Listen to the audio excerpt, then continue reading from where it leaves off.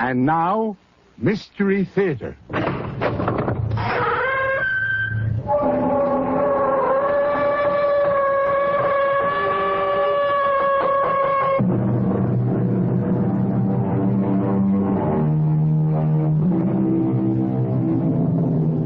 Come in. Welcome. I'm E.G. Marshall, and we're doing business as usual, featuring our full assortment of the mysterious and the bizarre. Quis custodiet ipsos custodes? Who shall guard the guards? Or, to take it a step higher, who shall judge the judges? This was a problem that plagued the ancient Romans, and obviously it remains with us to this very day. And actually, the act of judging is a highly hazardous affair, because the book warns us, judge not, lest ye be judged. And so, between the necessity to judge and the admonition not to do it, we human beings are in a constant state of doubt, which is not the worst thing in the world. Hold on there. What you want? What are you doing with that pistol? That's hardly your affair, Mr. Lincoln. A man prowling about at night holding a loaded pistol is certainly an object of curiosity. Only to those that don't mind their own affairs. I consider the safety of the community to be very much my affair, Mr. Barnes. You'll oblige me by handing over that pistol. And you'll oblige me by going about your own business, Mr. Lincoln. I'm afraid I'll have to take that pistol. I'd advise you not to try it. Hand it over, sir. I warn you, not another step.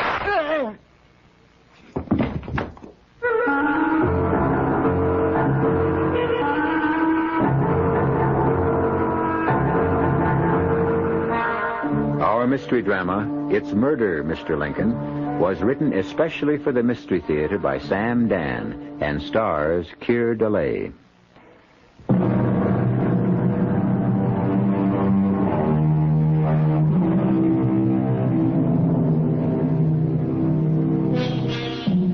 When conditions are bad, we Americans always spend a great deal of energy not in finding a solution to the problem, but rather in deciding what to call it.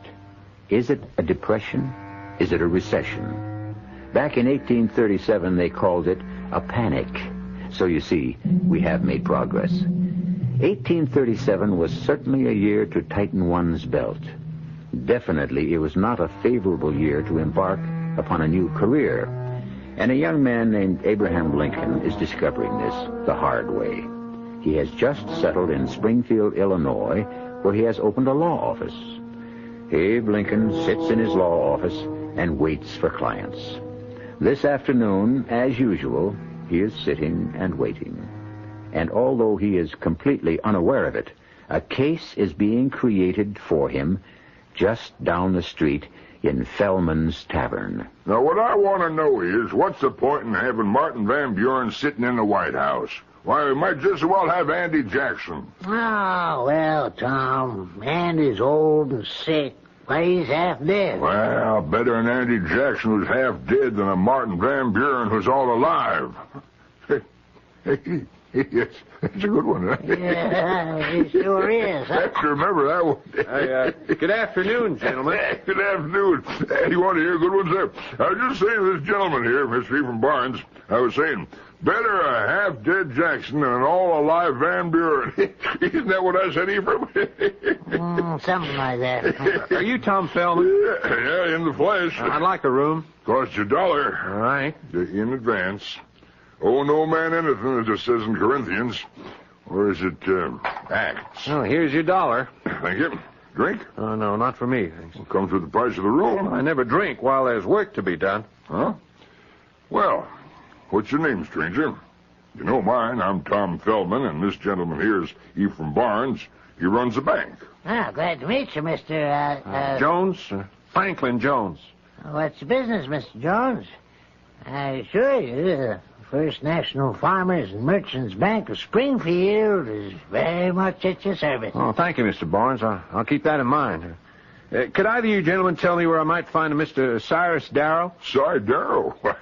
He's got a farm. Big place it is, too, just north of here. Now, you just follow the road right out of town.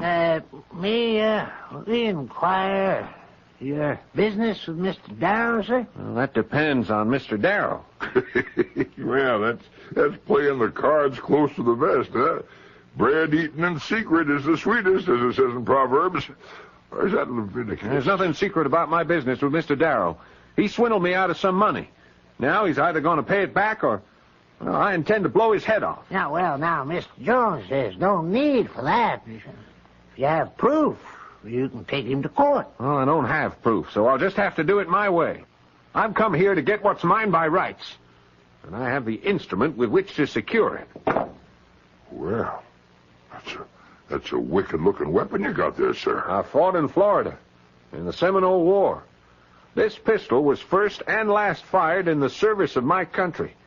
I earned the right to use it in my own behalf. Now, sir, you cannot flout the law. Yes, indeedy. The law is sitting right here by your side. In me, you see the sheriff, and Mr. Barnes is the judge for this term. Well, gentlemen, all I can say is that if a man don't get no justice, he will have to make his own. My room, sir? Up the stairs. First door to your right. Supper's at 5 o'clock.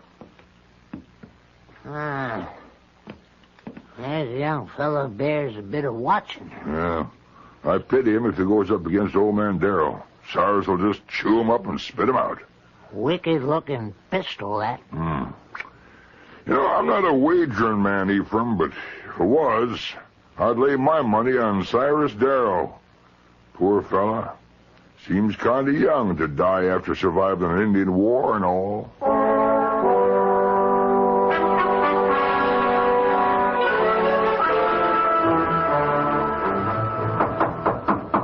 Who the devil's name's out there this time of night? What's your business with me? Go on home. Got a bone to pick with Cyrus Darrow? You come round in the daylight time, like honest, respectable folk. All right. Don't bust her down. I'm coming. Oh, well, so it's you, eh? Come whining around to see if I'll leave you off the hook, eh? Well, you can hang there and squirm till I'm good and ready to... You think that pistol can scare me, eh? You ain't man enough to... Come on now. Hand it over before I make you chew it up. You yellow-bellied...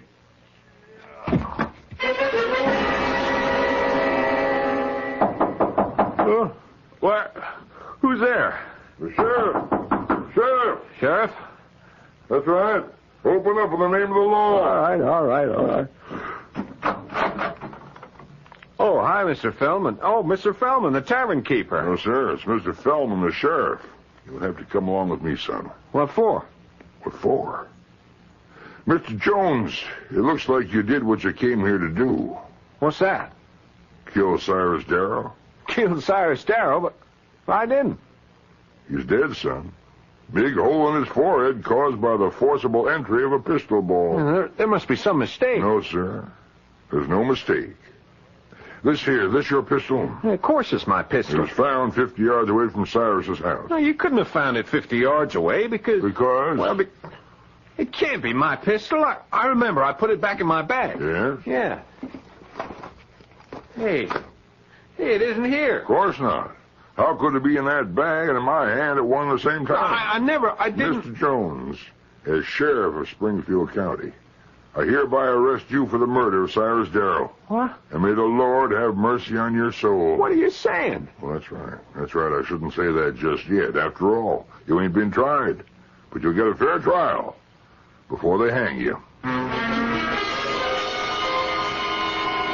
I don't know what to say, Franklin. I don't know what to say. I didn't kill him, Emily. I didn't. Franklin, everyone says... I don't care what everyone says. You just got to believe in me. Why did you have to come here with a pistol? Why did you have to threaten him in public? Why? Because I'm stupid, that's why. Oh, Franklin, I'm sorry. I guess I really am in the soup this time. This man, Cyrus Darrow, was very well liked. And the evidence against you, it's so strong. Evidence? What evidence? What evidence?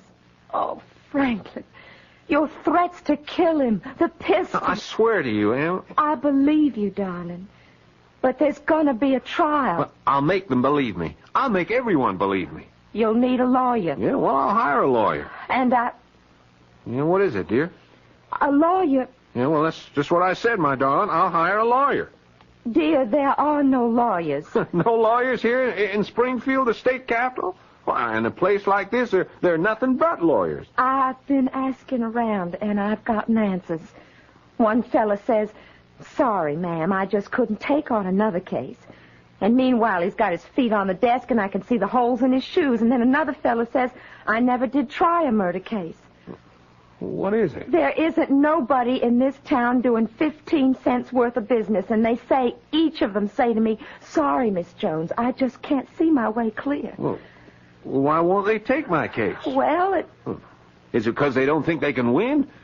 Emily, that should make no difference. Law says every man's entitled to a lawyer. I know. But what the law really means, every man's entitled to a lawyer provided he can get one.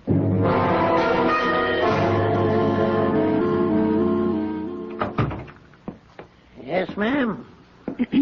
Are you Judge Barnes? Well, here in the bank this week, I'm Mr. Barnes. I don't start being Judge Barnes till next week. Now, who do I have the pleasure of addressing? My name is Jones. Emily Jones. Mrs. Franklin Jones. Oh, Judge, my husband can't find himself a lawyer. well, surely, Miss Barnes, in all of Springfield, there must be somebody who don't mind ruining his reputation? Now, Miss Barnes, lawyers don't see things that way at all. Then how does it happen no lawyer's willing to defend my husband?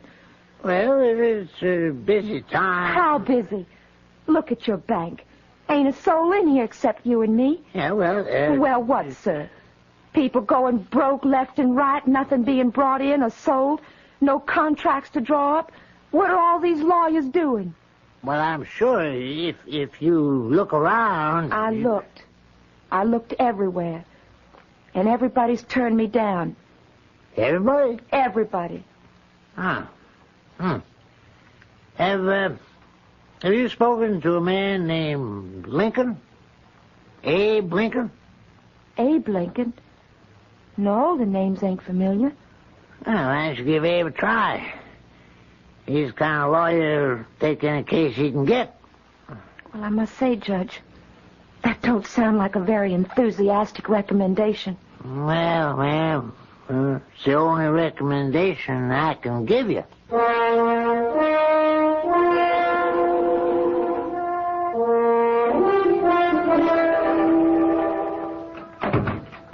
Yes, ma'am? Will you please tell Mr. Abe Lincoln I'm here? There's no need to do that, ma'am. You've already done so. You? You're Abe Lincoln? The plea is guilty, ma'am. Now, to whom do I have the pleasure of... But you don't... I know I don't look like a lawyer. Well, the fact is, I don't look very much of anything else either. Well, Won't you have a seat, ma'am? Now, my name is Emily Jones. My husband, Franklin... Was he named after Ben Franklin? Yes, sir, I believe so. The great man. Yes, sir. He, my husband, is going to be tried for murder. Yes, I know. And I need a lawyer. Well, you've come to the right place. You mean you're willing to defend him? I'm ready, ma'am. Well, that may be, but I've got to ask you about your qualifications. How many murder cases have you tried? How many? To be exact, ma'am, none. None? Miss Jones, a fella has to start someplace. Well, but not with my husband. Well, I do have one qualification. Matter of fact, it could turn out to be the most important qualification of all. What's that? I'm the only lawyer in town willing to take the case.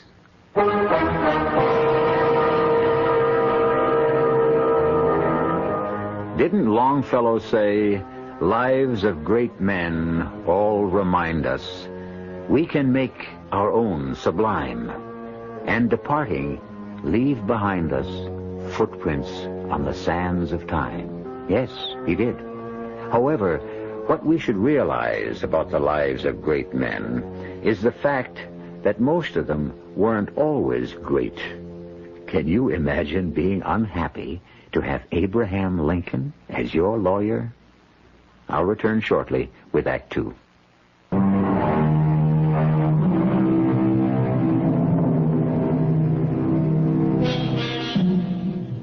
His name is Franklin Jones. Right now, he is in the jailhouse in Springfield, Illinois, in the early autumn of the year 1837. He's accused of murder. His prospects are bleak. The betting is better than 10-1. He'll feel a rope around his neck before the month is out. The odds have not been lowered by the fact that his lawyer is a young man named Abe Lincoln. And who was in the tavern when you came in? Mr. Fellman, Mr. Barnes. No one else? No, no one else. I asked if they knew where I could find Mr. Cyrus Darrow, and they asked why, and I told them. Couldn't you tell them that it was your own affair? Well, I didn't. Oh, you always have to be bragging about something, no matter how many times I tell them. Please, Emily. Mr. Lincoln here ain't interested in our personal business. Oh, but I am. You are? Why? Because you never can tell what might be important. All that's important is to keep the rope away from Franklin's neck. Well, that's exactly what we're trying to do, Miss Jones. Now, Frank, you came here night before last from Valley Junction. That's right. We just started farming. Miss Jones, I'd appreciate it if we'd let Frank answer. Well, I can give you the facts fast and clear. I know, ma'am, but, well, Frank's going to need practice. He'll be the one that has to answer at the trial. So, Frank, you came here the other night. You engaged a room. You stated your business to Mr. Fellman and to Mr. Barnes. Like a fool. Yes, sir, that's right. And you showed them the pistol. Why? Well, the pistol was a present to my dad from General William Henry Harrison. Dad was with Harrison at the Tippecanoe. You see? He wanted to brag about it. Mr. Fellman and Mr. Barnes, well, they weren't easy fellas to talk to. You know what I mean. I know what you mean, Frank. So I just went upstairs to my room and I went to bed, figuring I'd see Cyrus Darrow first thing in the morning. And, well, the next thing I knew, there was a knock on the door, and it's the sheriff. I'm being arrested for murder. And at no time during the night did you arise from your bed and go forth to Mr. Darrow's place and shoot him? I did not shoot him. I was asleep in my room. Well, we have to make that defense stand up. You sound like you don't believe him. Oh, I believe him. I'm not the problem. We've got a judge and a jury to consider. Frank, the pistol, where was it? In the bag. You placed it in the bag before you went to sleep? Yes, sir. Well, how did it get to where it was found, in the field, 50 yards from Mr. Darrow's door? I don't know. Well, the prosecution will say that you went there, shot Cy Darrow, fled from the scene, and in your guilty terror and confusion, you dropped the gun. Well, I couldn't have dropped the gun when I wasn't even carrying it to start with. I wasn't there. Well, then we must claim that someone came into this room while you were asleep and stole that pistol. Yeah, well, that's the only way it could have happened. You, were conscious of no one? Oh, I was asleep. Tell me this. What was your business with Mr. Darrow? Why do you want to know? Frank? Is that important? It's the first question the prosecutor will ask. I should know. Oh, all that was before he was killed. Frank? Well, I enlisted in 1829. 1830. Oh, yeah, that's right. And I served in Georgia and Florida. And when I wanted to marry Emily, well, you don't get married on sergeant's pay. Well, not to me, you don't. Anyway, there was this fella in the company, first platoon he was, a funny little fella, fat and baldy, you know, but smart. He was a Frenchman or a German or something like that. He spoke funny. You know, the Army's full of all kinds of foreigners. Well, they had to run here because they're having all kinds of revolutions in Europe. Will you get to the point? Now, why should Mr. Lincoln care beans about them revolutions in Europe? Yeah, well, his name was Fuller, and he knew all about plants and flowers, you know, and he said, Jonesy, some of these varieties could grow very well up north if... Yeah? If what? Yeah, well, I never did find out. You see, he and I were going into business, and we collected boxes and boxes of various seeds, and we was going to sell them to farmers up this way, where I was well known. That is, I knew some people. And since Cyrus Darrow was one of the biggest farmers in this parts, well, we wrote to him. And he wrote back offering to buy a special kind of feed grass. Yeah, we sent him $30 worth, and he never did pay up. So we wrote and we asked him for our money. And he sent back an answer saying he'd be hanged if he'd pay a cent for some sticky Georgia thistles. What was that man talking about anyway? Well, I don't know. I could have made a mistake and not cleaned out the seed like Fulda said you had to do. Well, he invited me to come up and look at his brand new thistle patch, and also give him the opportunity to wring my neck at one and the same time. And I said, Frank, you go up there and you get your money. Well, did I know he was going to take a gun? And at no time, then, did you visit Darrow's farm? No, sir, he did not. He was nowhere near that place. Frank? No, sir. As far as you know, it could, that is, the seed you sold him, could very well have been thistle, or burrs, or whatever. Well, supposing there was. What does this have to do with the killing of Cyrus Darrow? You weren't up there, Frank? Well, I said I wasn't.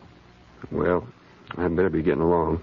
Where are you off to? I think I'll ride up to Darrow Farm. Whatever for? I might learn something. What's to learn? The man's been murdered. We know that. Well, I might find some evidence. What kind? I have no idea, but I have to look. You mean you're going to look for something and you don't know what?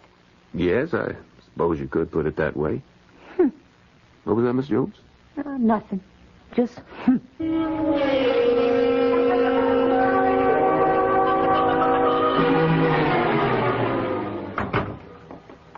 Hello, Abe. How are you, Tom? Hi. Sit down. Doing anything? Well, I'm about to take a run up to Darrow Farm. Maybe some evidence. Mm-hmm. Yeah. Evidence. Evidence of things not seen, as it says in Leviticus. Hebrews. Yeah. Yeah. Leaving soon? Well, I'd like to get back before supper.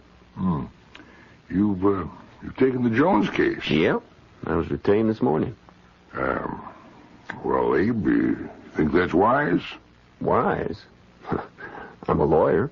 What do you have to think of your career?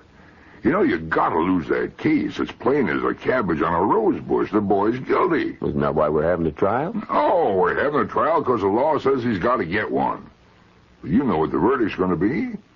Tom, I'm surprised at you. No, Abe. You're the surprised one. Now, look, you can't win. If you lose, you look bad because you're a loser.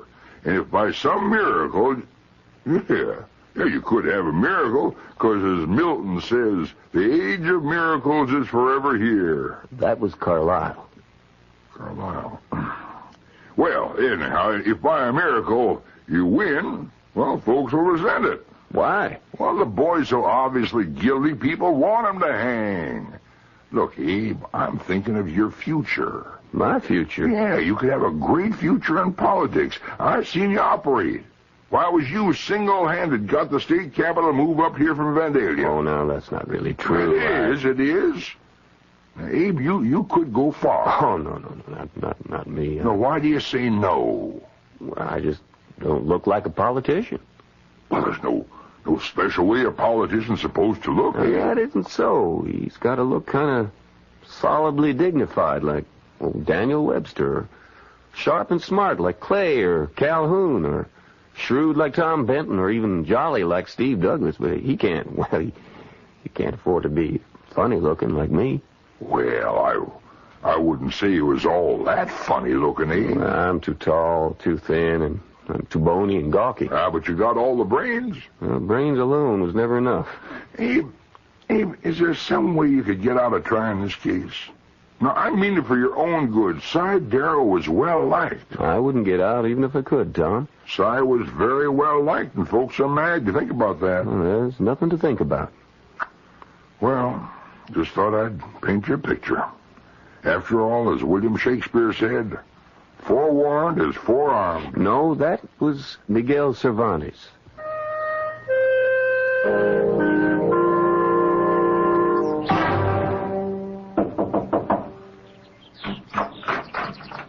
Wow. Hello there, Abe. Good day, Mr. Bennett. What brings you out here, Abe? Oh, I thought I'd come out here and look. For what? Oh, for anything I could find. I saw someone moving around in the house. Turns out to be you.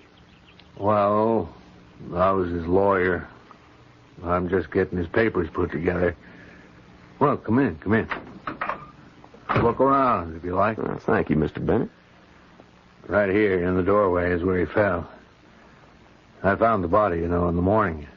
I'd come by to go over some contracts. There he was, dead. You going through his papers?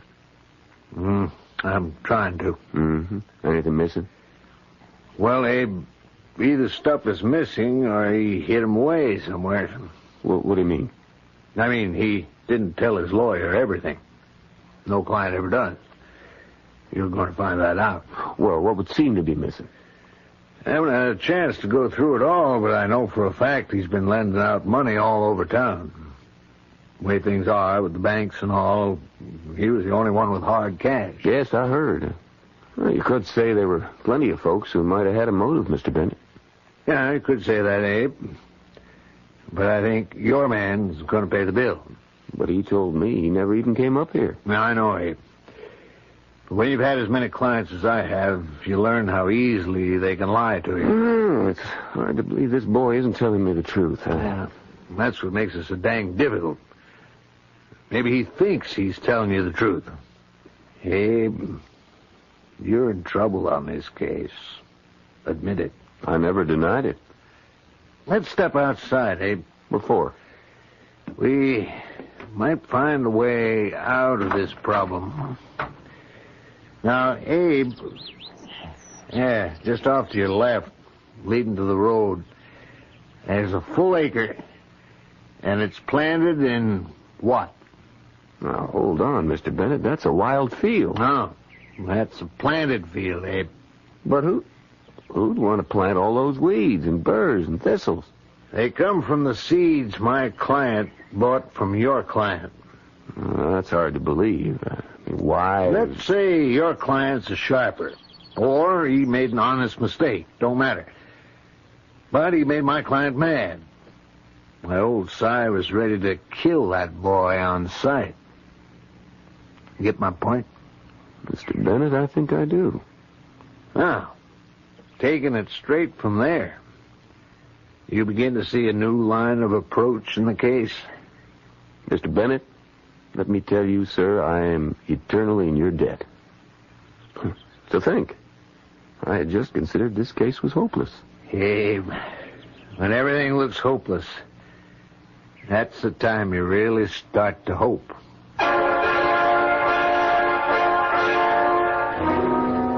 And, of course, that was a lesson that Abe Lincoln never forgot. Certainly in the years to come, he would be faced with more apparently hopeless situations than almost any other president. But our concern is with the case in hand. And what is the light that has suddenly dawned? Well, that will all be made visible when I return in just a few moments with Act 3.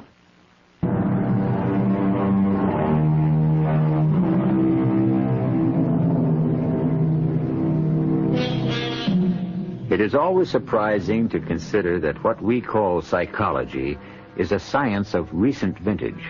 We speak so easily of things like the split personality, the other self, the protective falsehood, without realizing that these terms would be unintelligible to people who lived even 100 years ago.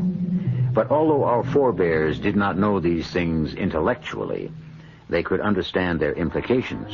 After all, Sigmund Freud was only 10 years old when Abe Lincoln died, yet Lincoln already sensed a great deal of what Freud was to discover. No, Mr. Lincoln, he don't lie to me.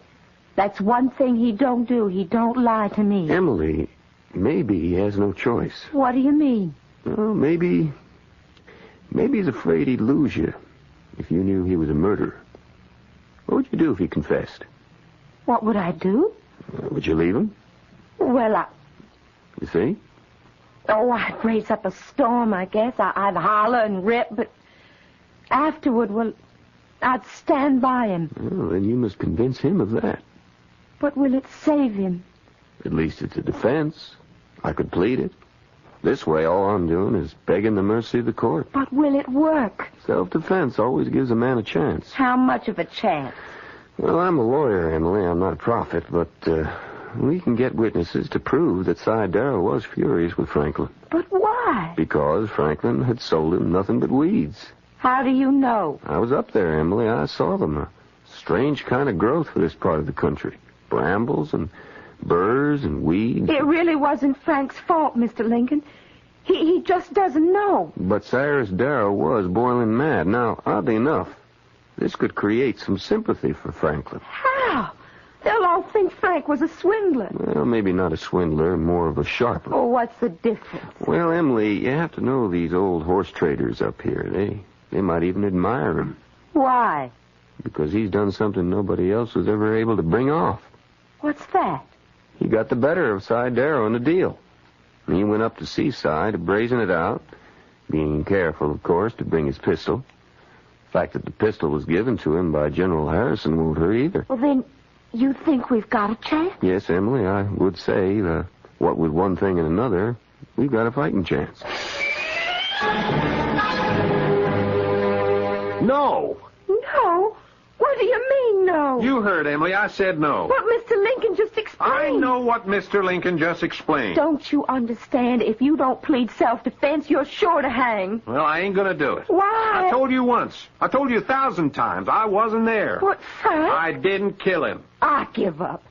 What can you do with him, Mr. Lincoln? Mr. Lincoln, would you want me to get up there on that stand and tell a lie? Is it a lie, Franklin? You mean you didn't kill Cy Darrow in self-defense? Huh. Here's a hole to be in. A man's wife won't believe him. His lawyer won't believe him. Frank, we only Franklin, I can only plead the defense my client gives me. Since I wasn't at the scene of the crime when the murder took place, I don't know what happened. Well, I don't know neither. I wasn't there myself. I was asleep in bed in my room at Feldman's Tavern. But, Franklin, nobody's going to believe that. Well, ain't that what I got a lawyer for, so we can make folks believe me? Or is this case too tough for you, Mr. Lincoln? Well, it's tough enough. Hey, did you find anything up there at Darrow's place?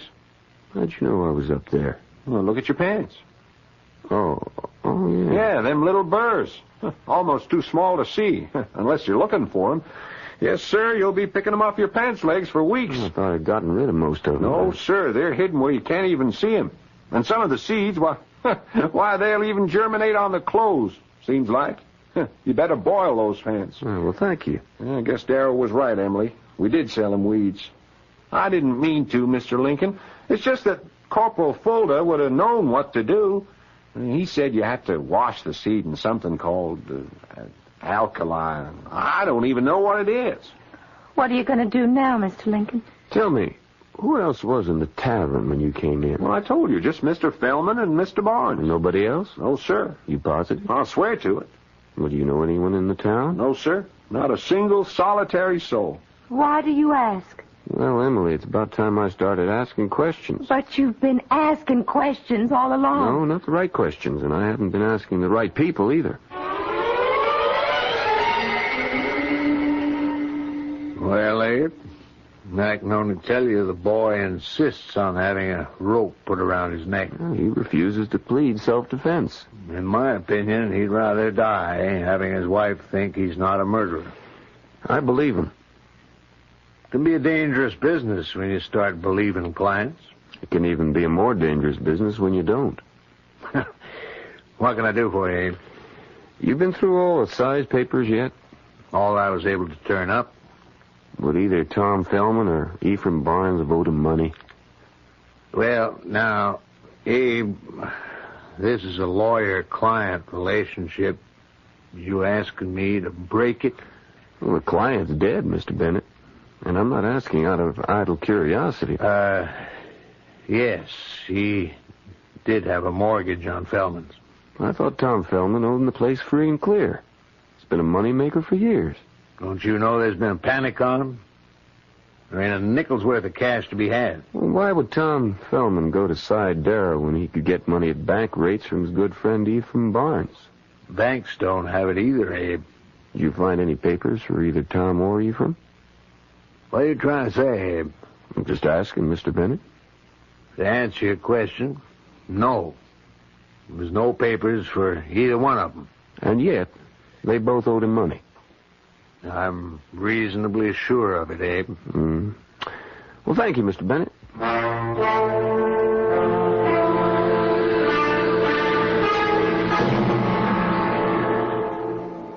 Good afternoon, gentlemen. Well, Abe. Afternoon, Abe. Have a drink. How's the law business coming? Slow. Well, slow but sure moves mighty mountains. Aristotle. Euripides. Abe, I swear one day I'm going to catch you. Gentlemen, we have some business to discuss. They discuss business at my office only. This is legal business, Ephraim. Then I'd rather discuss it at your office. It has to do with the upcoming trial of Franklin Jones. In that case, I don't discuss it at all.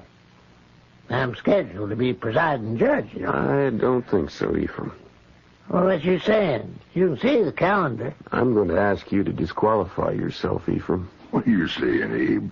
Abe here's one of the finest... Abe, don't you believe I'm a fair man? It's nothing personal, Ephraim. Well, then why... Well, to begin with, you're a material witness. Who is? You are. You and Tom here. You're the only ones who heard Tom ask for the whereabouts of Cy Darrow, and who heard Tom threaten to kill him. Yeah, well... Well, you can't be a judge and a witness at the same time, can you? Yeah, but you... Besides, there's more to it than that. What are you driving at, Abe? Well, my client insists that he's not guilty. Well, now, you wouldn't expect him to admit it now, would you? Yes, if he were guilty, I would, especially since I found a way he could plead guilty and still save his neck at the same time. What's that? Self-defense. Old Cy was born and mad at him. Mad enough to kill him.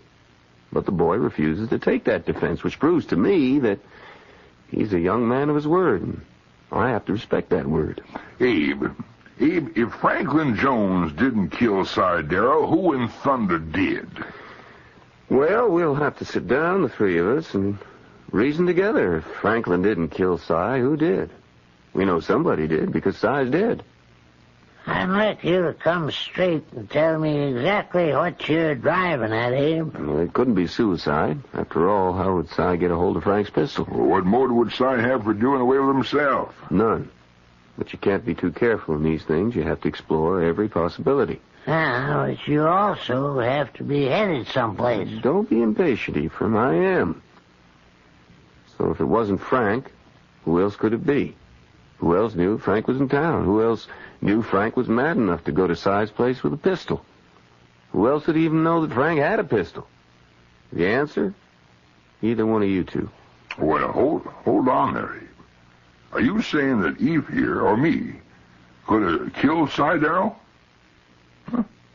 Well, Abe, I am your best friend in town. How could you even think... Abe, I thought you was always a man of good sense. But this is monstrous. Have either of you gentlemen been up to see Cy lately? Well? I ain't been up to Cy Darrow's place since I bought a pony from him in 33... No, it was 34. Well, yeah, it's been 3 years. Ephraim? It's been at least a year since I had occasion to visit Cy's farm. Where'd you transact your business? Whatever business we would transact, we would do at the bank. Gentlemen, one of you two is lying. Hey, now look here. Now, you want to be careful now, Abe. Friendship only excuses just so much. Let me borrow that chair. Now, I'm going to put my foot up on the seat of it. What for? Oh, come on, let's humor him. He's mad. You'll notice that the lower part of my trouser leg is covered with very tiny little sticky burrs. Yeah, so? So these are typical of a growth that occurs only in northern Florida or southern Georgia. You can't find them anywhere else in the country except at Cy Darrow's farm. Well, now, what's that got to do with the price of tea in China? They grew from seeds sold to Darrow by mistake, by Franklin Jones. I still don't see what you're driving at. I was up there just before. That's how they got all over my pants leg. Now, will each of you gentlemen please place his foot up on the chair? I'll be hanged if I do. Is that a prophecy, Ephraim? Eve, them little burrs, them sticky little burrs. You got them on your... Ephraim, if you wasn't up at the Darrow place, how'd them little burrs get all over your pants?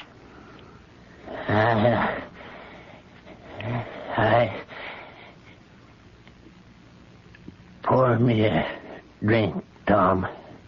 Eve, you was always an honest man.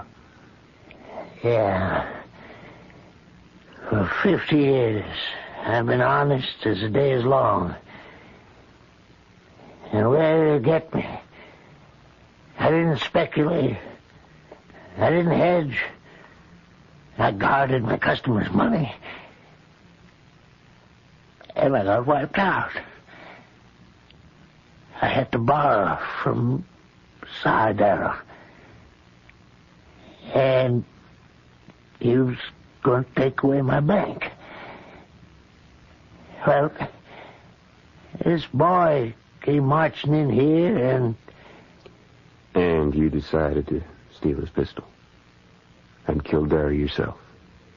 Well, it wasn't that clear cut, you know. It just worked out. And I found my notes and destroyed them. Yours too, Tom. Ephraim, a man like you, could you really let that boy hang for you? Could you? Abe, I like to think that in the end, I wouldn't let that boy hang for me. I'd like to think that. Would your conscience let you? Conscience. Abe, when you face the rope, you know the saying, conscience does make cowards of us all. Cervantes. No, Shakespeare. You're a good lawyer, Abe.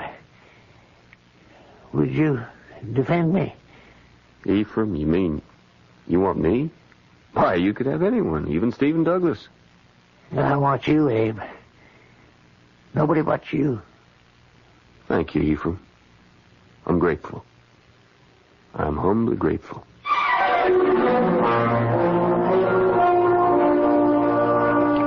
Well, the case went to trial with a new judge and a new defendant. And the young lawyer Abe Lincoln argued ably and well. And the result was a hung jury. But, as Abe Lincoln said afterwards, better a hung jury than a hung client. Well, you hang around. I'll be back shortly.